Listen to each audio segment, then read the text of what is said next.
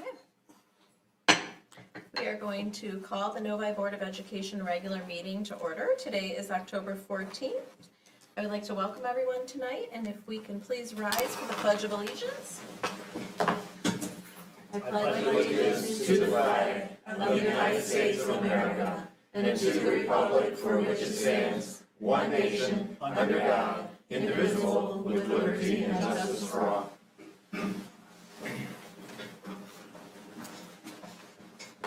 If I can get a motion for approval of tonight's agenda. Mr. Cook? I move that we approve tonight's agenda as presented. Support. Recommended by Mr. Cook and supported by Mrs. Murphy. All in favor, say aye. Aye. Opposed, motion carries 7-0. We have our opportunity for comments from the audience this evening. I will read just a brief statement. Individuals who wish to address the board must identify themselves, their address, and any organization they may represent. There's a green card on the back table. You can just put your address on there. You don't have to state it at the podium. The board and individual board members will not directly respond to comments or questions that arise during the public participation of the meeting. Individuals who wish to address the board shall direct their comments to the entire board and not to individual board members, the superintendent, other school district employees, or members of the audience. Behavior that is intemperate, abusive, defamatory, or discourteous, or that otherwise interferes with the orderly conduct of the board and timely completion of the meeting is strictly prohibited. So anybody who would like to make a comment, please step up to the podium and state your name.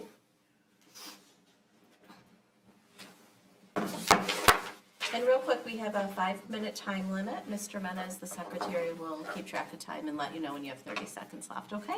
Okay, well, I'm sure it's not even gonna take 30 seconds, because I just have one question. Can and I you state know- your name? Oh, my name is Laura Case. Hi. And I'm a resident here at, in Novi, and I live in Village Oaks.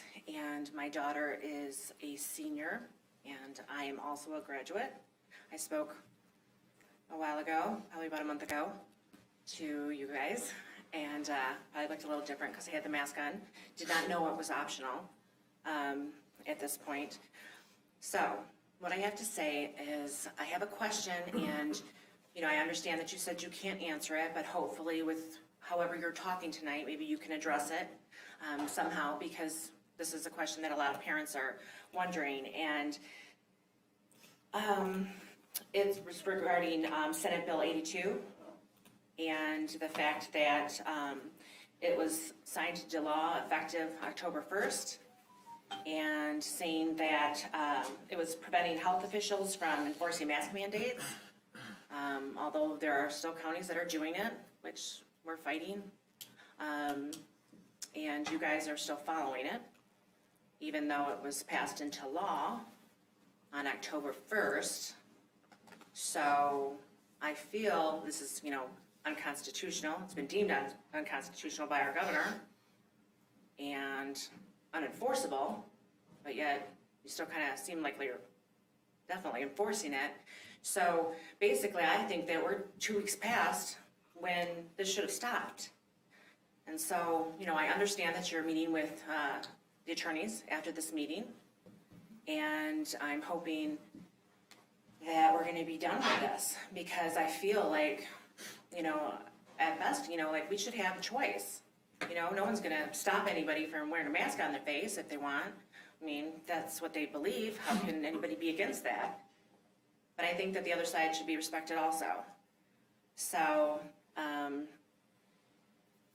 assuming that if this doesn't get resolved, that there's going to be parents that are going to sue themselves, that their children's rights are being violated.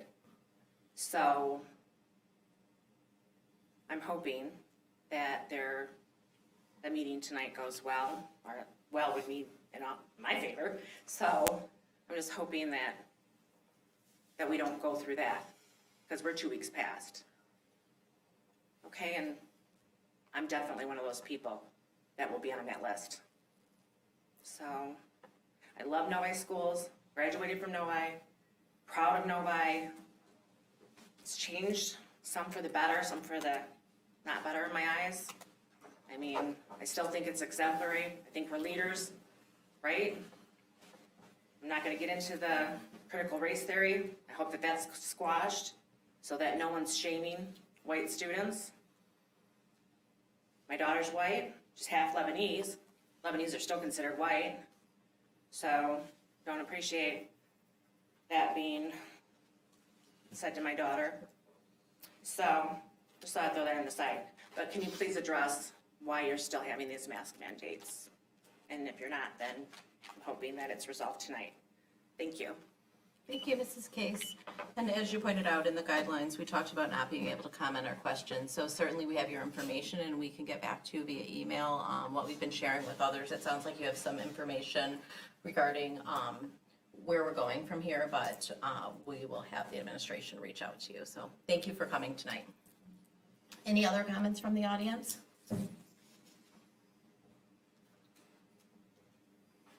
Hi, good evening, everybody. I'm going to surprise you all, and I'm not going to talk about anything controversial, so I'm super excited to say that to you.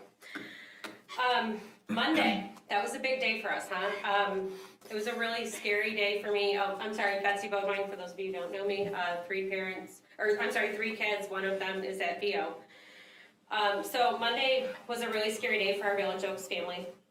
As you know, there was a report that there was an armed person in the school resulting in a full lockdown while the police cleared the building. Fortunately for us all, that tip was false and everybody was safe the whole time.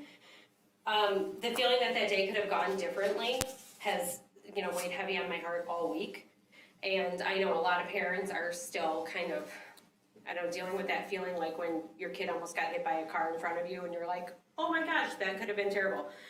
And I just keep going through all these what if scenarios, right? So I wanted to tonight thank the teachers in that building for helping to keep the kids safe and calm.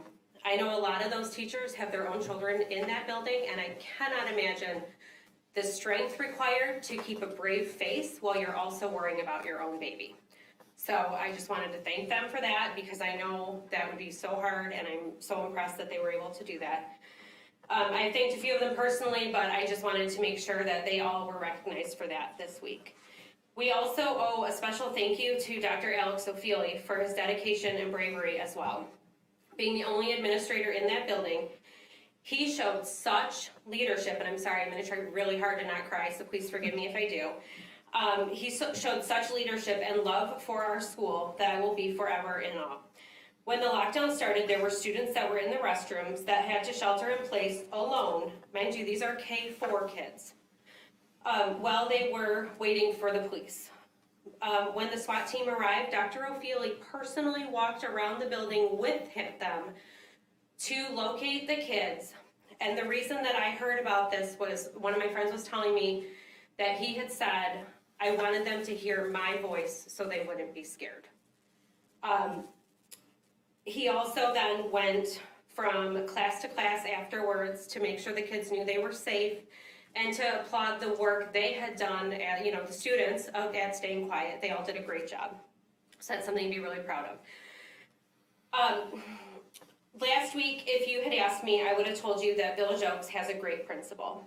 This week, I can tell you that that man loves my children as much as he loves his own.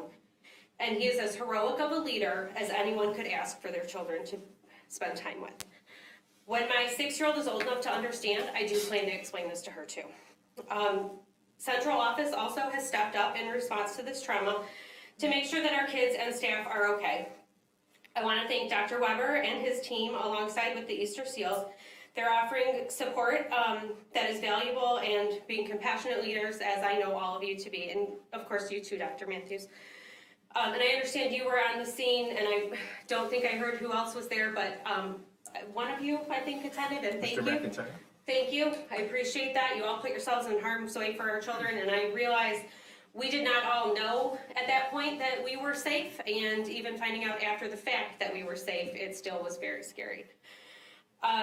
Finally, I would like to thank the administration in total for the integration of the social emotional learning programs that have been included for our kids and the social workers that have been added to the buildings. I know for my kids that they've learned a ton of mindfulness things and all that stuff with school, and I think that's been really helpful. I know that the community that we have built and the tools that my kids have learned like leadership and emotional regulation and all those things that we've been practicing in school. I'm sure that all came in handy that day, helping them to manage that really big traumatic issue as well as the minor things they deal with day to day. So again, thank you to everybody who was here. Thank you to Dr. O'Feely. Thank you for the teachers. And of course the police, I did contact them too, but they're not normally here. But as a parent, that is one of the most scary things that you can imagine. I'm sure you have all played that scenario in your head. You have 30 seconds. But knowing that the people there took such good care of our kids is really something to be proud of. So thank you all very much. Thank you, Betsy. Do we have any further comments from anybody in the audience?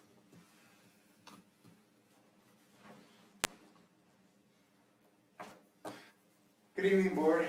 Glad to come and talk to you once again. I just wanted to address. Jason, if you can. Yes, share your Jason name, Mitchell please. from Berkshire Point. I wanted to address something I didn't think I'd have to address, but it was brought up by the board last week and appears to have gathered some steam. I don't know why we're discussing masks.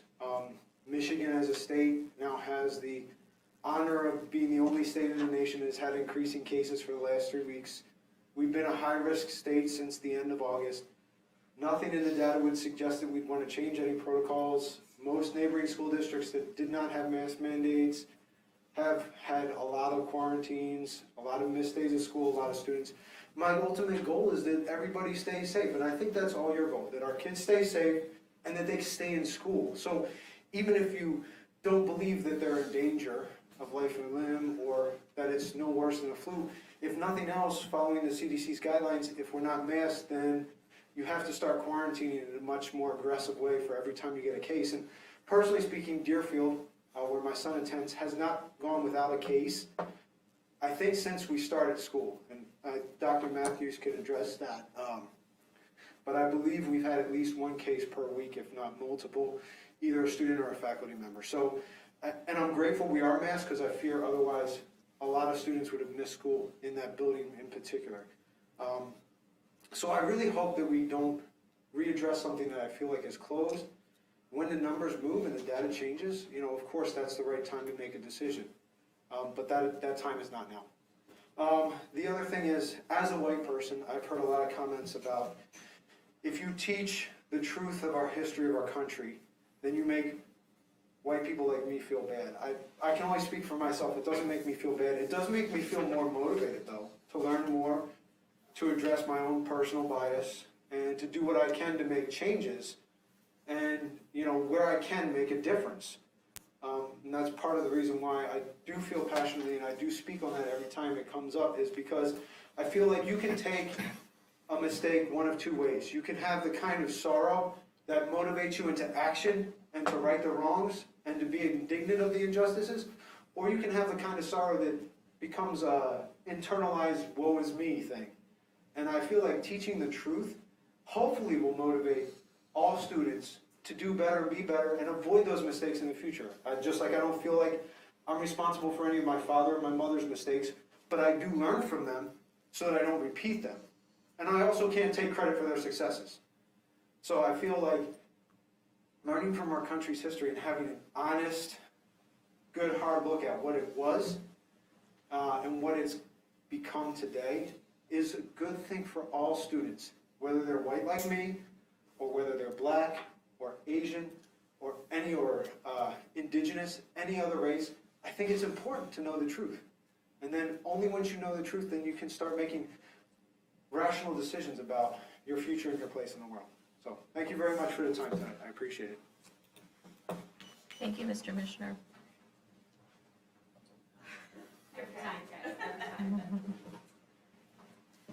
Hi, I'm Sharon Trumpy. I'm going to go a little off script, and I wish I had the actual quote, but there's a book that the freshmen have an opportunity to choose to read called Just Mercy by Brian Stevenson. And I had the amazing opportunity to see him speak at an educational conference a few years ago. And one of the things he talks about is proximity. and how the only way that we create community and create hope and create change is by being in proximity to people who are different than us.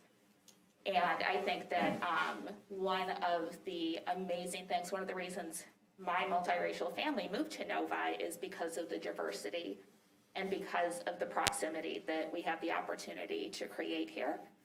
And I'm just going to repeat something I said last week. As the parent of a white child and a black child, neither of my children feel any shame or guilt about real history. Both of my children have learned to be advocates and to be curious and to work hard every day to make their lives and the world around them a better place.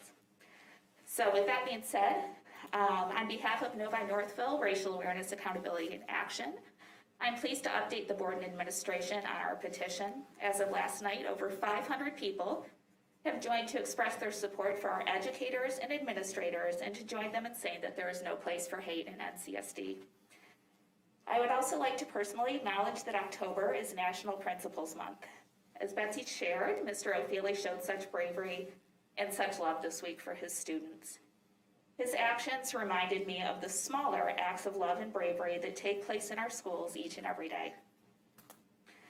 My children's principals have not just been a voice on the morning announcements, as I recall from my own childhood when I was terrified of Sister Mary Ann.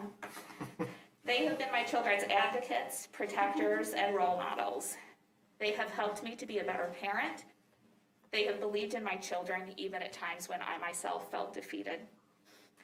I'm going to go off script again and say that one of the principals, who I will not name, actually came to my house at 7 in the morning on a school day, on a day where my child was struggling, and we were struggling with him, and held his hands and told him how much he believed in him. And that is a level of dedication that you should be proud of. I see our principals and administrators visiting classrooms, waving to me at drop-off, attending band concerts and robotics awards ceremonies and football games. So thank you to my children's principals, Mr. Asher, Mr. Bricky, Mr. Baker, and Ms. Carter, and to all of our amazing principals for not just being part of the administration, but also for being part of our community. Thank you. Thank you, Mrs. Trumpy. Any further comments from the audience? Okay, seeing none, if you guys can make sure that you please fill out the green card, it really does help Sheila to keep track of things, even though she knows most of you by face and name, so thank you. Okay, we will move on to our first action item this evening, and we have a personnel report. Dr. Matthews. Thank you, Dr. Ruskin. I'll turn to Dr. Kinzer. Thank you, Dr. Matthews. This evening we have one new hire, Lisa Haas, Counseling Secretary at Novi High School. If I can get a recommendation? Mrs. Murphy? I move that the Novi Community School District Board of Education adopt the personnel report recommendation as presented. Support. Recommended by Mrs. Murphy and supported by Mr. Mena. Any questions or comments for Dr. Kinzer? No, I'm sure the counseling staff is happy to have Absolutely. support. Okay, seeing none, all in favor say aye. Aye. Opposed? Motion carries 7-0. Next, we have reports to the board. Tonight, we have one report. It is the 2019 bond program fall update and our master plan completion. Dr. Matthews.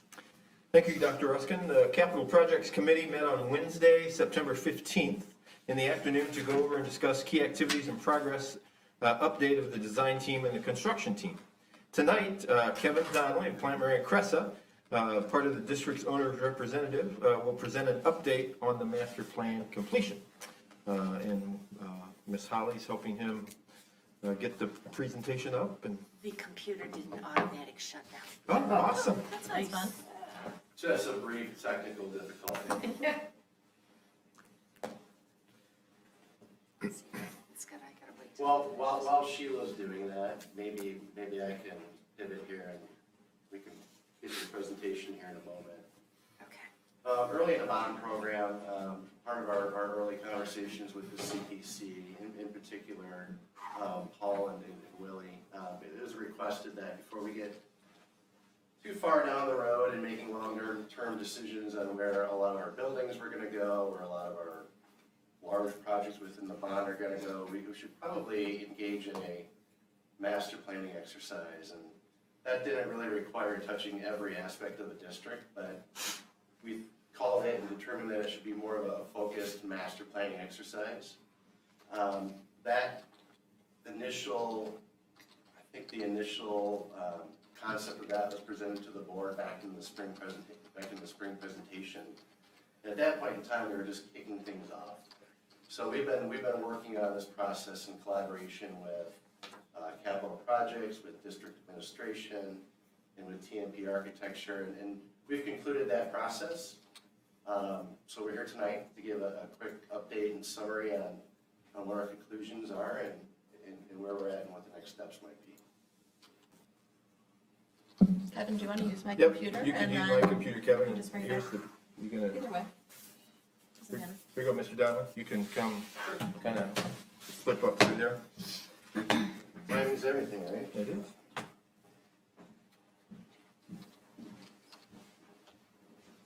The board has the presentation, and it's available on board books on the district website as well. Can we switch the input to the new? Yeah, looks like she's Justin, coming can up now. you get the camera on Kevin? I think Sheila's machine's coming up now.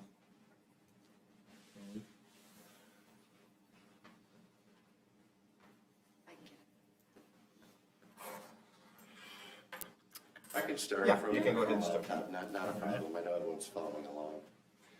On the second page, we identify, what the goals and objectives were for the focused master planning exercise. And early in the process, the team identified really three main goals.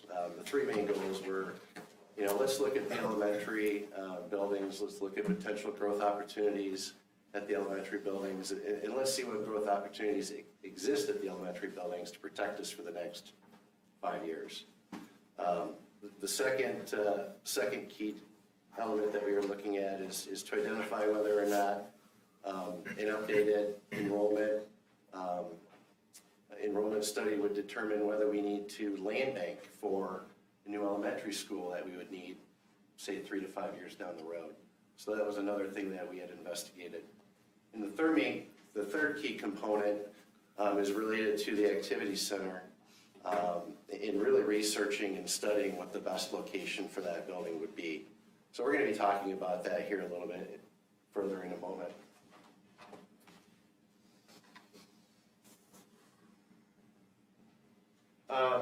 Moves down to some subcommittees. Obviously, many members of these committees are in this room, but we had a subcommittee developed for which we had several meetings as a group. We had a master committee, which we had a meeting or two as well. Again, getting back to when we kind of kicked this off back in April of this year, we gave a brief update to the board back in May about this study. Multiple meetings, kicking things off thereafter between the committee members, stakeholders, CPC committee members, as well as many internal meetings between our own team that we had put together, TMP, PMC, and such. We decided that we wanted to get to a certain point within the exercise to where we can engage the city. Part of this exercise, as noted above in item 3, is that we needed to resolve some shared property issues that we had with the city in relationship to some of the parcels at the middle school. We have some shared parcels there where, by example, the tennis courts, half of it's owned by the city and half of it's owned by the school district. So things like that, we needed to engage the city and get it cleaned up from a personal ownership standpoint. So once we got to a point within the process to where we felt comfortable engaging the city, Dr. Matthews, I know Greg McIntyre and Mr. Van Kirk had several conversations about land swap opportunities, and we're going to talk a little bit further here also about the activity center. So we've in our mind, we've concluded the three, and we've at least wrapped up and answered the three main questions, goals, and objectives that we established for this exercise. And here we are in October, giving our summary wrap-up presentation. So what did we learn in this study? And we're gonna look at it here in a moment, but we conducted updated demographic and enrollment projection studies, which we did pre-bond. This is a few years down the road, and we did updates there. And you know, basically, to summarize it, what it's told us is that over the next 5 years, elementary level school kid growth is gonna be minimal, if not stagnant. You ask yourself, why is that? We have a chart in here which, you know, everyone can look at it. You know, the birth rates are down. Right now, the birth rate projections over the next 5 years and over the years previous have been on a downward decline. You know, Novi is no longer a starter home community. It's grown itself into a desired community to be in, and families with younger kids unfortunately can't afford a lot of homes within the community. So we're expecting that elementary school level growth will be minimal. Some of the other areas where there might be some growth, which we'll look at here in a moment, there's some minimal growth projected at the middle school and high school levels. We feel very confident that the 2019 bond program, the amenities that we're going to have in place, will certainly cover any growth that's going to happen over the next 5 years. Some of you, if not most of you, understand with the Meadows and the acquisition of the Roar building that now leaves the 6th grade building kind of vacant, with a lot of opportunities there and areas where we can expand with programs, swing space, whatever it might be, but it's additional square footage for expansion. I mentioned the Roar building. That's another great opportunity that is now part of the district. That again is another opportunity to accommodate growth. As mentioned earlier, one of the key components is that we are going to study the activity center location. We actually, as you'll see here in a moment, studied multiple locations. Before we get to those options, just some of the enrollment data that you can look at. Again, up top, it's showing the K through the 4 enrollment projections being pretty flat, if not a loss of a handful of students. Grades 5 and 6, 7, and 8 have growth opportunities there, and again, we feel pretty comfortable that you know, the current amenities that are in place will cover any growth. You know, what the demographics are really calling for, and what we're seeing within, you know, the 5, 6, and the 7, 8 is that the community wants amenities. They want nice amenities, which Novi already has, but you know, that's what the market's really calling for right now. And so just some demographics, some enrollment projections, which is kind of boring stuff to go through. I mentioned earlier the birth rates are going down. This is, you know, real life data. One of the key things that I mentioned earlier that we did is we studied the elementary buildings, and you know, that being Orchard Hills, Village Oaks, Deerfield, Parkview, and Woods, to what expansion opportunities they might have in the future to cover any future growth. Some of them have, you know, reasonable expansion opportunities, others don't. So that's good to understand, you know, now moving forward, but starting with, you know, Orchard Hills, just real quickly. We're adding about 30,000 square feet of we identified about 30,000 square feet of expansion opportunities. So there's one elementary that we could potentially add, you know, several classroom additions to accommodate growth. Village Oaks was another building that we identified, you know, a reasonable amount of expansion opportunity at, you know, roughly 9,500 square feet. We're also conducting renovations at all these buildings through the 19 bond program, along with some additions currently planned.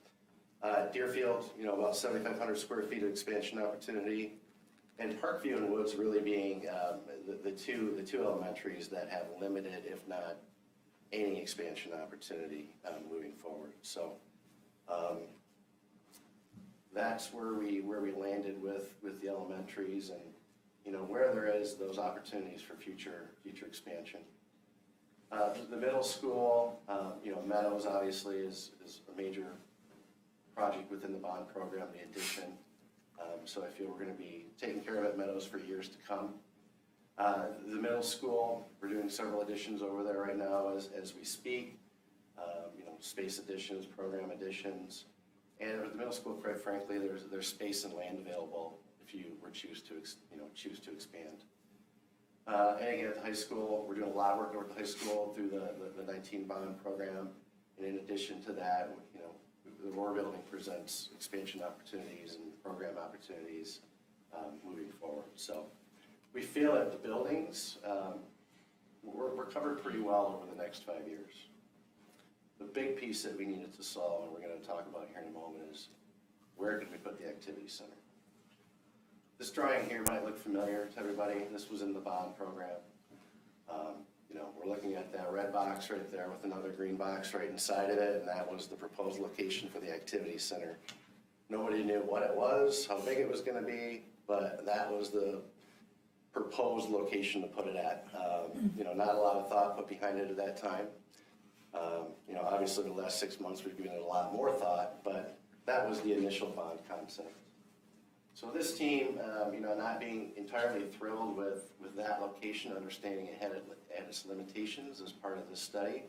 So let's get into this deeper. Let's see what other opportunities we have. Let's see what other options we can present and talk through them. First option we came up with, obviously we'd have to have some collaboration with the city of Novi, but maybe we take over a couple of those ball fields to the east. Maybe that's an opportunity. Maybe there's also opportunity to do a joint venture at some level with the city. Real high-level concepts.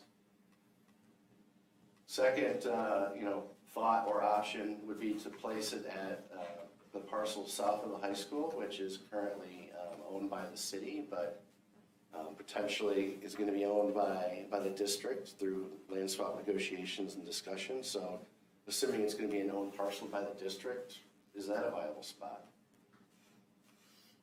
Third option we looked at was putting it where the existing baseball fields are right now.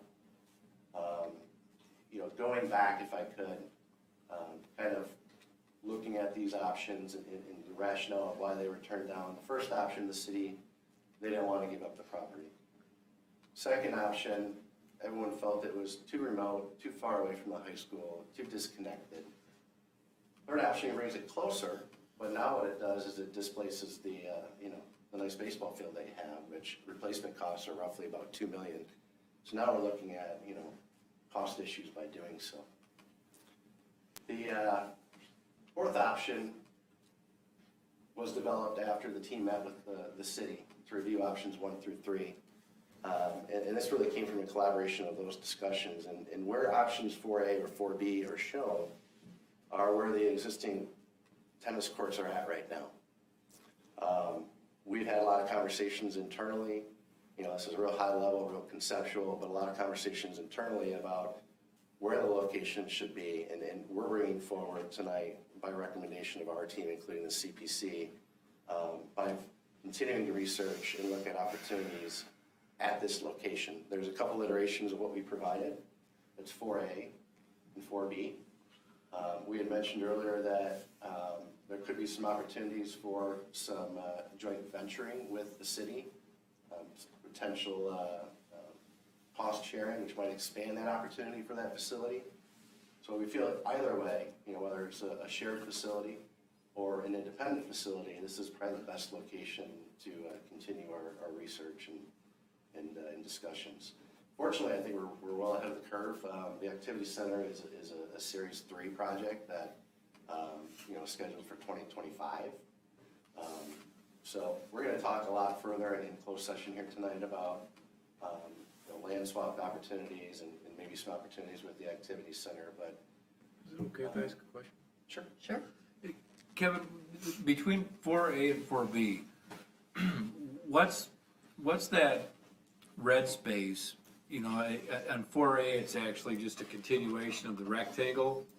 In 4B, it's off kind of to the side. What's that space versus, I think the other space is just a large indoor field, basically, for lack of a better description. But I don't know what the other red space is that doesn't have the green oval in it. You follow me? I think so. On this photo here, Tyler, Yeah. you're talking about that section that's off, call it the rectangle? Yeah, correct. It was, I don't know, it was a polygram? Yeah, they were talking about the same space. All right. I think what we're looking at here is think an we have enlarged more. facility. And that addition there would house amenities that you would need, such as. Like locker rooms or whatever? Yeah, if you're gonna expand that space and include, public viewing. Right. Shared amenities, you're gonna have to have all the things that go along with it, whether it's restrooms, all the life safety components, maybe some concessions. So I think this here is the larger vision of what that building Yeah. could be. Okay, that's cool. All right. So, I know I might be going a little bit over time considering the technical difficulties up front, but, what are the team's conclusions and recommendations? We talked a little bit earlier that we feel we're covered at the elementary level. No further expansions, additions, land banking for future elementary buildings are needed at this time.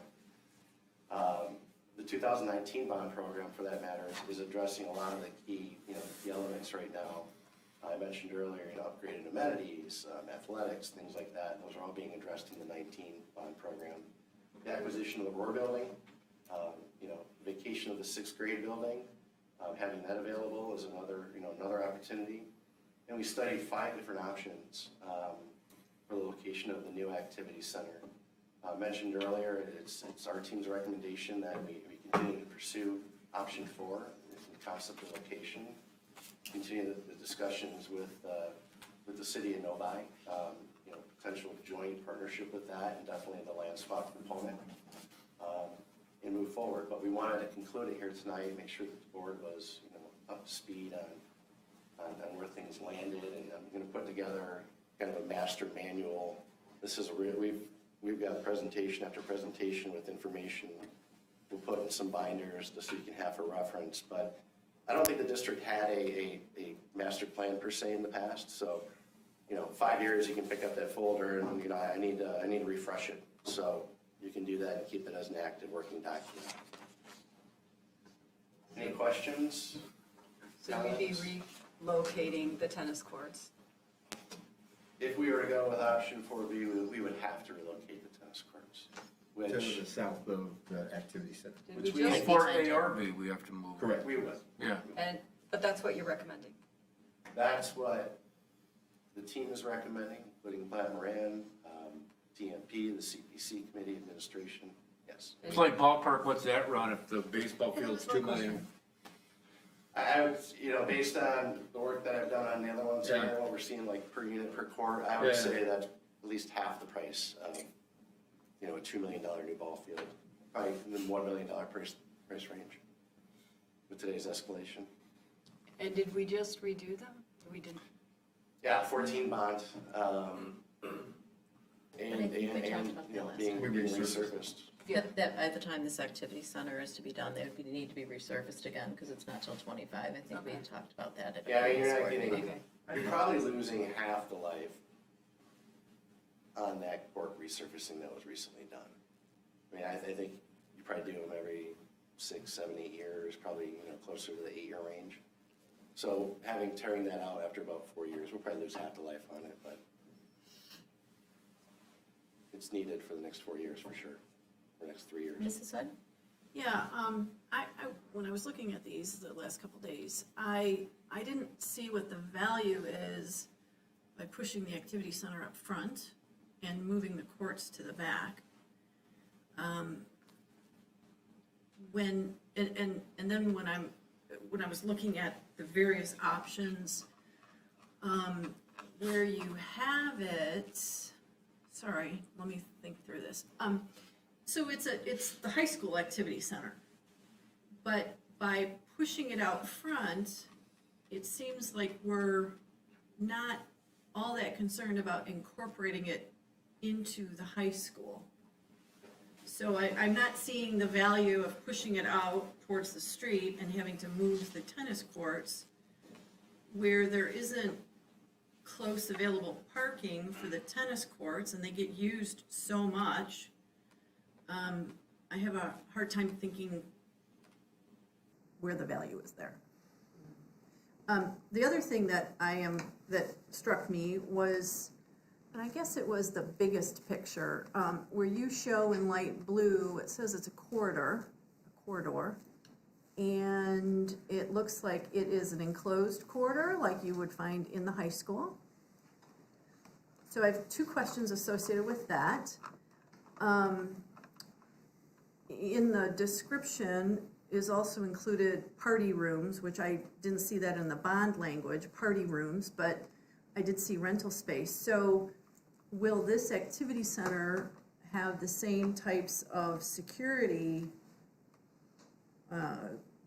requirements to get into this building as any other school building that we have? I can address the security piece. If we do a collaboration with the city, we would ensure that during the daytime, the entrance to the activity center portion that students might use and any access that would be have between that and the high school would have the same security that we currently have. So community members would not just be able to walk into the activity center or to the high school through the activity center. And so we would ensure that. But we might have space that could be used by the community during the day that would have its own kind of entrance apart from what the activity center might be used for students. Okay, and then that would be isolated from the school. Yes. Okay. And then the the pushing it up piece, we still believe with the kind of the land that is there, it would be accessible to the high school easily, and we would be able to use it throughout the day. But it also gives greater visibility to the community off a 10-mile road, and becomes kind of a centerpiece of the high school and the community as a collaborative project. Okay. And then my second question related to that blue corridor is, it looks to me that it blocks off that side entrance, that outside side entrance to the stadium field. And how do we accommodate activities like we just had Right, 2 fanfare. weekends at Fanfare? Yep. Fanfare, this Fanfare, we had 13 schools, we had about 1,200 students Correct. participate, and they all roll their big unwieldy equipment down that side. And so if you block that, in any band show, you have to have 2 entrances. Multiple entrances, yeah. Right. And so if you block that off, we can't host Fanfare, which, okay, we don't host Fanfare. But- We're very aware of issues like fanfare, and so in the planning of this, we would ensure that there would be access to the field, either up at the top or potentially creating a new entrance down below. Where would the down below be? Below the tennis courts, potentially create, but we would create space. This is still in the planning stages, so it's still, this is 2021, it's not being built till 2025. So Right. so we're very aware that we need to ensure that the band and there's access to the field from both sides. Okay. This is band, the kids use that to go in and out of tennis practice. Correct. Yep. We've used it to go in and out of theater performances. The kids, What entrance do you mean, Tom? the one you're talking about on the side of the yeah. high school. I mean, there's been times where there's been productions in the black Exactly. box or whatever, you go in there. Right. I know that hallway or that corridor is used for all the, not that it's a school thing, but all the Bobcat football players. Right. That's where they enter the practice field. So I think that, are we saying the same? It looks Yeah. to me like we're blocking that off. Yeah, I agree with that. So, I mean, Yeah. it's not just fanfare, there's Right. a number of, Right, and including that- parking. Exactly, and Yeah. I don't mean to make this about Fanfare, I don't. But, I mean, we had, so I looked back, I've got Fanfare things, so in 2012, way back in 2012, we had, shit, how many bands? We had 20 bands, and we had about 2,058 people. Yep. And that is a bigger It is, yep. participation rate than many of the other activities that we do regularly. Correct. So I am very concerned about that, about blocking that And we side. understand that. Thank I you. guess the good news is the three of you on the committee are all in your roles for a number of years. I can say that this is as far as we've gone with design. Everything is real high level and preliminary, and starting to drill down into the next layers, into the questions like you just brought up. How are we gonna keep access the way it currently is to make sure, all programs and people have access like they currently do? We're gonna go through all those questions and, check all those boxes, but we're real high level right now, on where we're at. And we would bring back any plans to the board for approval before we would move forward. Yeah. And one of the things, if I could mention as well, that really drove us to research some other locations and options versus what was shown on the initial bond is the width of the practice field. It really won't accommodate, a field house of any size to meet any, call it regulations, but it won't meet a typical standard for a field house. I think Ms. Roney had a question. Yes. I just had a question. So the little red, this is Plan 4B, the little red chunk that says art rooms, is that like the dance studio? What is that you are moving? Or are you just adding additional art rooms? No, we were relocating the displaced art rooms that are being displaced up top by that. It's the fine arts room. It would be larger dance, addition. choir, those kind of things. Yeah, Okay. fine arts. Okay. So you'd be moving the choir room? I could say that this option here that we're looking at, the bigger footprint, more amenities, that is not part of the initial bond program. Right. We don't have the budget for something like this. This would be more of a, call it shared. If there's a collaboration with the city. I'm sorry, which one is that? B. 4B. The bigger box on. Okay, thank you. Is that what we would expect the city would kick in some funds then towards that if it was gonna be a collaboration? We're having those conversations, and Okay. the intent, if there was, still interest on both sides, is that we would form, committees on each side separately and have those visioning meetings, have those conversations moving forward. Any other questions? No? Okay. Thanks, Kevin. Thank you. Thank you, Kevin. Thank you for all the work on this, and like you said, there is a lot of information behind this that I'm sure that the board members can access if they have any specific questions about the details of how we got to this summary, so. Alrighty, I'd also be remiss to not thank Dr. Kinzer and Mr. McIntyre and Mr. Van Kirk and Dr. Matthews and everyone else who played a role in this. There was quite a few meetings that have been had over the spring and summer, and they worked real hard to make sure that we had a vision and a master plan so that we can continue on the discussions that we'll be having next in closed session, so thank you. That being said, I think that next on our agenda is our closed session report. So what this means is after someone makes a motion, we'll be going into closed session, so we'll have to empty out the room and thank our guests and have a closed session. So, Dr. Matthews? We would invite the board to move the board into closed session, and then we have two topics. One is dealing with real estate, and one is a written opinion from an attorney. Mr. Cook? I move that the Novi Community School Board of Education move into closed session to discuss land and a written opinion from their attorney. Support. Second. Recommended by Mr. Cook and supported by Mr. Smith. All in favor, say aye. Aye. Opposed? Motion carries 7-0. So 5 minutes, we'll get the microphones down and be ready to go. Sounds great. Thank you.